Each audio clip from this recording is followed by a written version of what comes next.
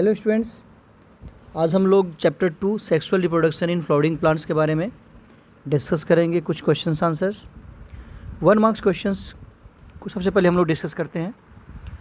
Question number 1 है, in a young anther a group of compactly arranged homogeneous cells were observed in the center of each microsporangium. What is the name given to these cells? Microsporangium के centre में जो clusters of cell होते हैं ना बच्चे, उसे हम लोग टिश्यूज बोलते हैं। चूँकि ये माइक्रोस्पोरेंजियम के बीच में पाए जाते हैं, इसलिए इसको स्पोरोजीनस टिश्यू बोला जाएगा। Is it clear to all? Next question है, question number 2, give the scientific name of a plant which came to India as a contaminant with imported wheat and causes pollen allergy. जब US से wheat हमारे यहाँ import हुआ था तो उस समय एक पैरेंथेनियम नाम का प्लांट के सीड्स भी इंपोर्ट हो गए थे, जिसके फ्लावर्स के पोलन ग्रेन एलर्जिक नेचर के होते हैं। तो ये इसका साइंटिफिक नेम क्या हो गया प्लांट का? पैरेंथेनियम।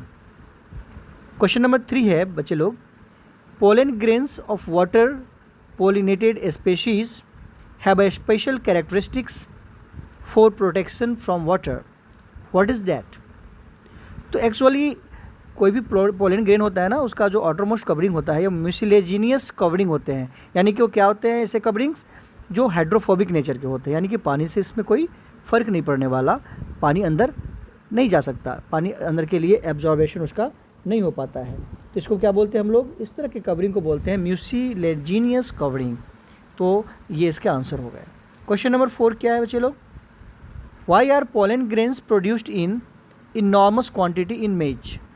मेज में जो पोलिनेशन होता है वो विंड के द्वारा होता है। जब कभी भी विंड के द्वारा पोलिनेशन होगा तो पोलन ग्रेन की संख्या काफ़ी ज़्यादा होगी, क्योंकि विंड के द्वारा पोलिनेशन में रास्ते में ही पोलन ग्रेन्स क्या होते हैं? डिस्ट्रॉय हो जाते हैं, क्योंकि मेज के अलग अलग प्लांट्स पे मेल और फीमेल फ्लावर पाए जाते हैं। तो ऑब्वियस ना कि एक मेज के प्लांट से दूसरे मेज के प्लांट, यानी कि मेल फ्लावर से फीमेल फ्लावर तक यदि पोलन ग्रेन्स को ले जाना हो तो उसके लिए एक एजेंट की ज़रूरत है, जो कि विंड होता है।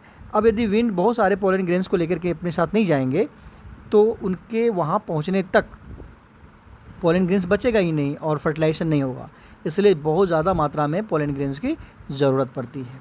Question number 5, in same species of Asteraceae and grasses seeds are formed without fusion of gametes. Mention the scientific term for such form of reproduction.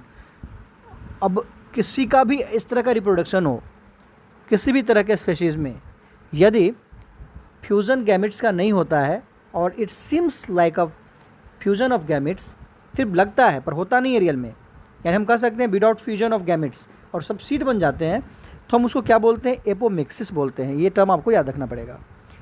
And the last question for this screen, question number 6, arrange the following in correct developmental sequence: male gamete, potential pollen, mother cell, sporangineous tissue, pollen grains, microspore, tetrad।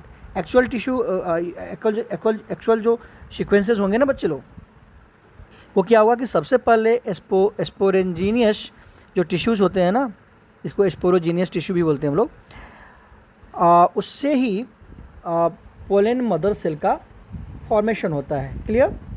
फिर pollen mother cell से क्या बनते हैं? Microspore tetrad बनते हैं और उससे pollen grain बनते हैं। So the sequence is like this. Okay, अब हम लोग नेक्स्ट स्क्रीन पे चलते हैं।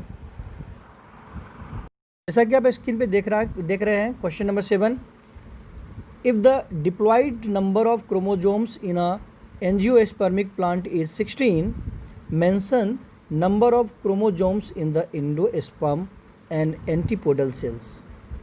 तो हमको तो पता है बच्चे लोग, क्रोमोजोम्स इन एंडोस्पर्म एंड जो क्रोमोजोम्स इन एंटीपोडल सेल्स होते हैं वो कितने होते हैं? इनकी संख्या 16 के लगभग होती है ना। कितने? 16 होंगे उसमें, एंटीपोडल सेल में 16 होंगे। जितने देखो डिप्लॉयड कंडीशन है ना, diploid number of chromosome in angiospermic plant, तो हेप्लॉइड कितना हो जाएगा?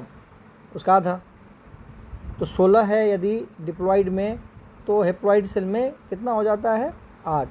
तो number of chromosome in endosperm and antipodal sales कितने हो जाएंगे 8 हो जाएंगे, यानी कि 16 हो जाएंगे। Is it clear to all? Okay, next question, what kind of structures is formed at the end of macrosporogenesis and megasporogenesis? Clear?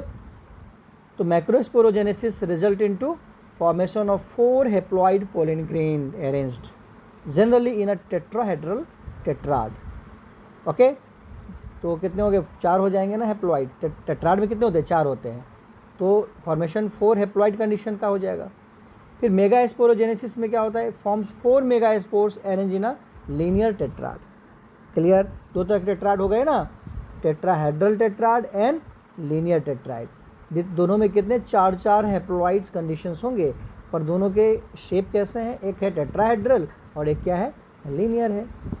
Next question, what is funiculus? Actually this is a stock of the ovule. Ovule के stock को क्या बोलते हैं हम लोग, funiculus. Question number 10, define parthenocarpy. Parthenocarpy में seedless fruit बनते हैं, so production and development of seedless fruit is called parthenocarpy. Question number 11, what is microsporogenesis?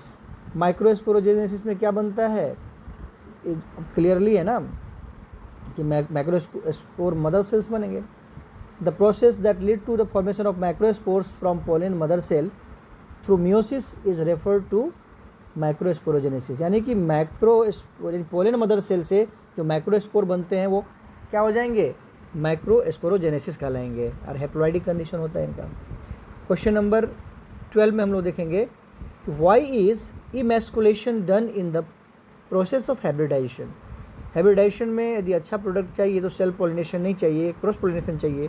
तो यदि बाइसेक्सुअल फ्लावर होगा तो मेल फ्लावर के जो एंथर्स हैं उसको काट करके अलग कर देनी पड़ेगी।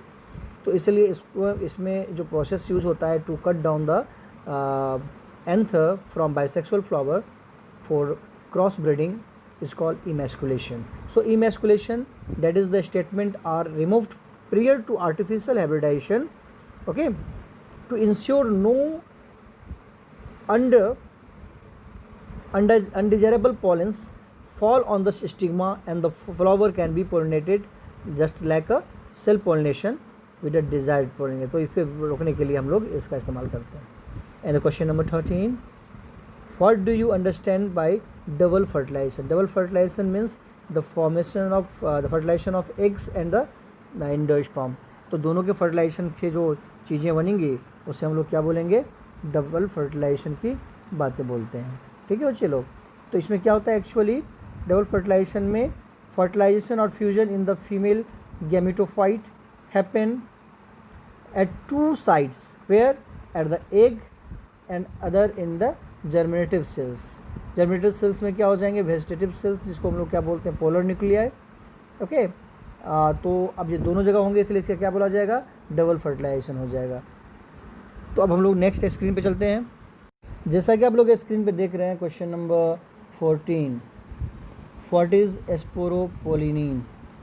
ओके, तो एस्पोरोपोलिनिन क्या है, the exine of the pollen grain is composed of a highly resistant organic chemical that is called sporopollenin. Clear? तो ये आपको याद रखना है, ये क्या है, हाईली रेसिस्टेंट होता है। इसमें इससे होकर के ये जो केमिकल्स होते हैं ना, ये उसमें जाने नहीं देते वाटर्स को या दूसरे कोई सब्सटेंसेस को पोलन ग्रेन के अंदर।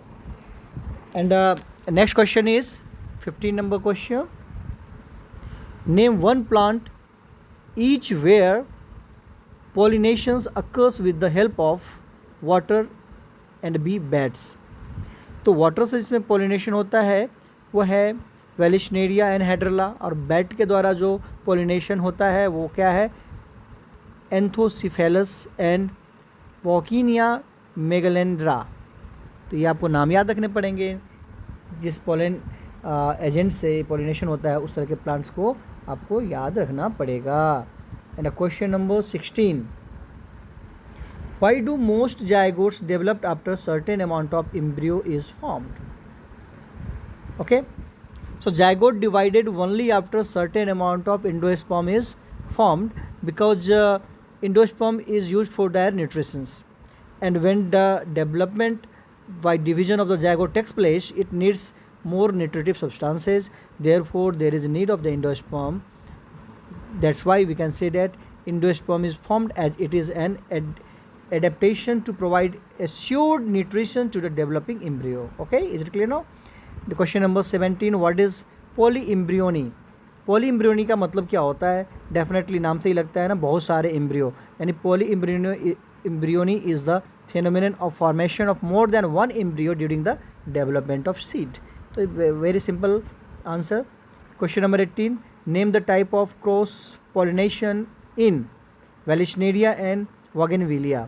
तो वेलिस्नेरिया में जो क्रॉस पोलिनेशन होता है वो क्या होता है? हाइड्रोफिली होता है, यानी पानी के द्वारा होता है, और बोगनविलिया में इंटोमोफिली. ठीक है, तो ये दोनों आपको याद रखने हैं. Next question, how many haploid nuclei and haploid cells are present in female gametophyte of angiosperm. तो हम बता सकते हैं कि haploid nuclei and haploid cells in gametophyte of angiosperm, तो 8 haploid nuclei and 7 haploid cells. जाकर के वहाँ पर आप सीड वाले जो है ना सेल्स, जहाँ पर मेगास्पोर मदर सेल्स बनते हैं, वहाँ पर आप इसको चेक कर सकते हैं. 8 हैप्लॉइड न्यूक्लियाई बन रहे थे ना, आपने देखा होगा वहाँ पे कि जो पोलर सेल्स थे, है ना, जो एंटीपोडल सेल थे, जो मेगास्पोर सेल थे, ये सब सेल सारे मिलकर के 8 की कंडीशन से जो न्यूक्लियाई को कैरी कर रहे थे. कुछ ऐसे भी सेल्स थे हैप्लॉइड सेल्स जिसमें क्या था, न्यूक्लियस नहीं था, उसको छोड़ करके 7 हैप्लॉइड सेल बन रहे थे. Question number 20, mention the scientific term for the type of pollination which ensure genetic recombination. तो इसका एक एग्जांपल है जीनोगेमी और एलोगेमी. इसमें क्या होते हैं कि जेनेटिक रिकॉम्बिनेशंस को ये इंश्योर करता है, इस तरह का पोलिनेशन. क्लियर. अब हम लोग दूसरे स्क्रीन पे चलेंगे बच्चे लोग. जैसा कि आप लोग स्क्रीन पे देख पा रहे हैं, the next question is which are the nuclei that fuse to form endosperm. Okay, the second male gamete fuses with secondary nucleus which is formed by a fusion of 2 polar nuclei. So these combinations are to form a triploid primary endosperm. Endosperm में क्या ट्रिप्लॉइडिक conditions होते हैं ना, एक male gamete और 2 जो है जो न्यूक्लियस जो है वो कहाँ से आते हैं, पोलर न्यूक्लियस से आ जाते हैं. तो तीनों मिलकर के ट्रिप्लॉइडिक कंडीशंस बनाते हैं. ओके, तो अब हम लोग नेक्स्ट क्वेश्चन देखेंगे. Give an example of bat pollination in flower. हम लोगों ने पहले भी देखा था कि बैट के द्वारा पोलिनेशन जो होता है वो, उसके एग्जांपल्स एक और हैं, Adansonia, digitata. Next question, why are pollen grains produced in enormous quantity in maize. Already we have discussed in objective type questions. So because in maize pollen grains are transferred through air, large quantity of pollen grains are produced, but only few of airborne pollen grains are entangled by, है ना, protruding stigma, यानी कम ही पहुंच पाते हैं stigma पे, इसलिए इसमें ज़्यादा संख्या में पोलन ग्रेन की जरूरत पड़ती है. Next question is name the part of an angiosperm flower in which development of male and female gametophyte takes place. तो इसमें मेल और फीमेल डेवलपमेंट होगा गैमेटोफाइट का. तो उसके एग्जांपल्स है कि development of male gametophyte takes place in microspore in pollen grains and development of female gametophyte occurs in the megaspore in ovule. Ovule में मेगास्पोर और जो पोलन ग्रेन होते हैं उसमें microspore. Microspore male part, megaspore female part, और ये development gametophytes के होते हैं, मेल और फीमेल गैमेटोफाइट्स के. You have to remember. Question number 25, why apple is called false fruit. Which part of plant form the fruit. Apple is actually called false fruit because it develops from ovary. Ovary से develop होता है ना, not from seed, from ovary along with accessory flower plants like thalamus. तो ovary के साथ साथ यदि सिर्फ ओवरी से डेवलप हो तो वो ट्रू फ्रूट है, लेकिन यदि ओवरी का इन्वॉल्वमेंट हो, लेकिन मैक्सिमम इन्वॉल्वमेंट दूसरे एसेसरल जो पार्ट्स हैं अदर देन ओवरी, तो हम उसको क्या बोल सकते हैं कि ये फॉल्स फ्रूट है. तो जो एप्पल्स होते हैं ना, उसके ओवरी के अलावा मैक्सिमम थैलेमस वाला पार्ट होता है, that's why it is called, जो बोल सकते हैं false fruit. And the last question is, name the part of plant producing seed and fruit after fertilization. तो after fertilization ovule develop into seed and ovary develop into fruit. It is very clear to all. So हम लोग next questions देखेंगे अगले video में. तब तक इसको आप लोग तैयार कीजिए.